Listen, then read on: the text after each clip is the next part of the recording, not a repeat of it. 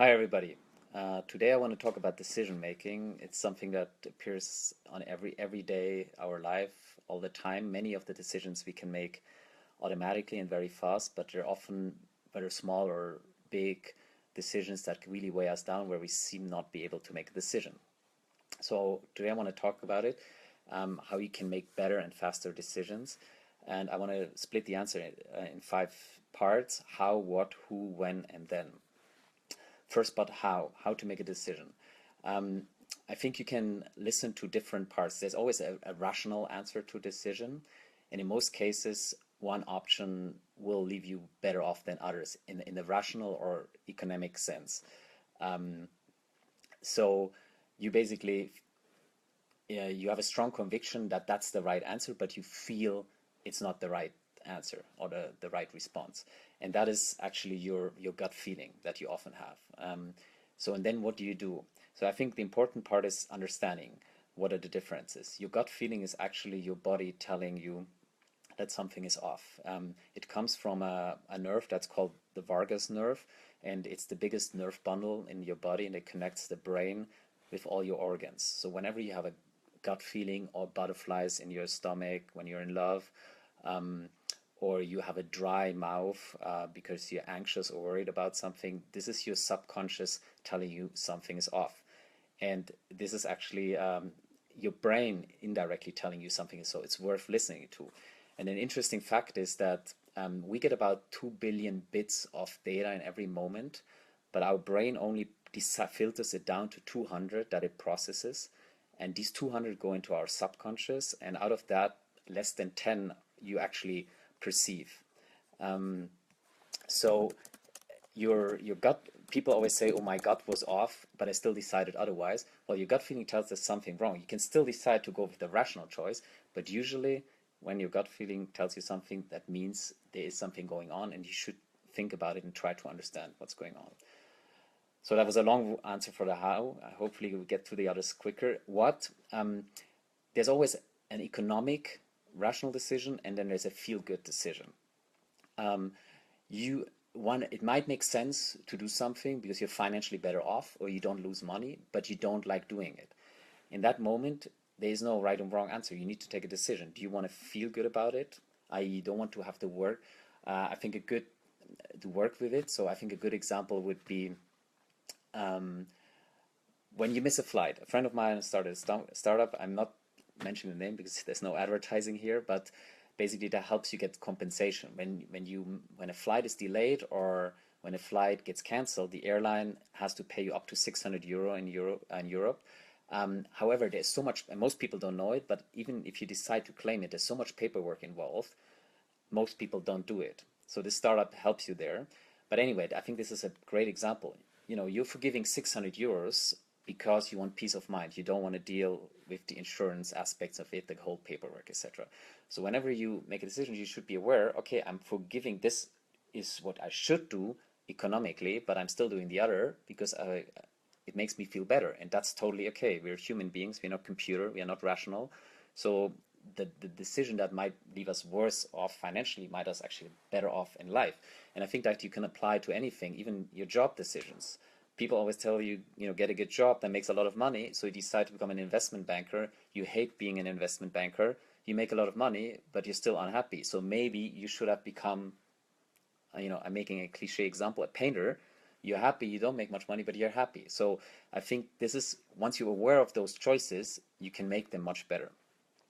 The who, um, listen to yourself. You are you, and you are different than everybody else. People always love to ask for advice. Oh, should I do that? Should I do that? Should I break up with that person? Should I take this job? Other people will tell you what they think they would do. They won't tell you what you should do. You're a different person. What you can do is can ask other people for data points. Do you have any, i.e., I would ask someone, do you have any arguments why I should do that? Do you have any arguments why I should do that not?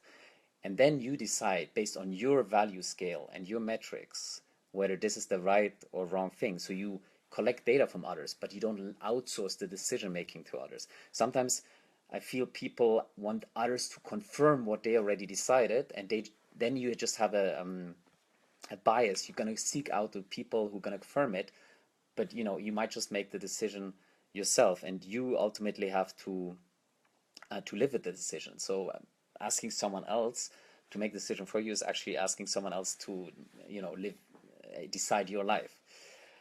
When I think the best decisions are made on the spot. Or hold on, let me correct that. Not on the spot, but the quicker you can make a decision, the better, because your brain can only juggle with so many things at the same time.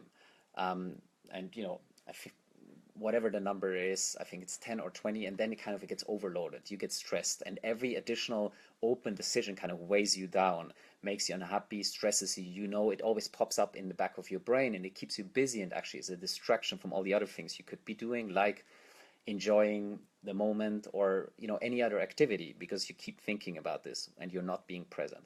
So that speaks for making decisions fast, and especially when you know that you won't get any additional information, i.e., you never know all the aspects that help you make a decision, but if you know that tomorrow and in a week nothing will change, and I think relationship, for example, might be a good example in some cases, where it's off, it doesn't work, you've tried everything, but you kind of keep holding off because it's such a painful decision.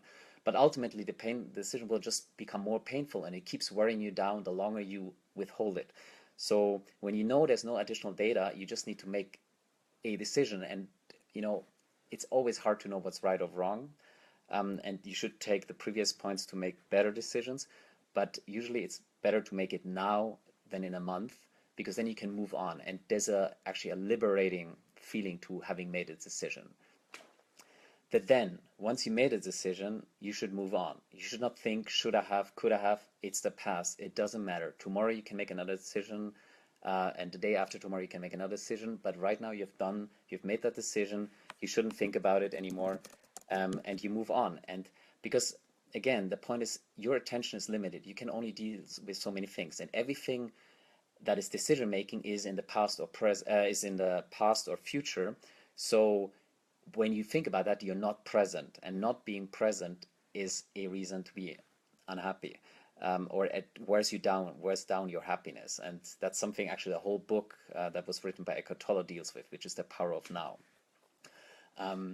So maybe one last point, when generally making decisions, there's when there's something bad in your life, there's usually three ways to deal with it, and that's how Eckhart Tolle explains it. You can either accept it, and that means you unconditionally accept it, and you say, I live with this. You change it, and if you cannot not do either nor one nor the other, so you cannot accept it and you cannot change it, then you have to let it go. So that can be a person in your life, and so that person has to leave your life. So I hope that was helpful. I'm trying to do these talks a bit more structured. So this was the how, what, who, when, and then about decision making. Have a great day. Bye-bye.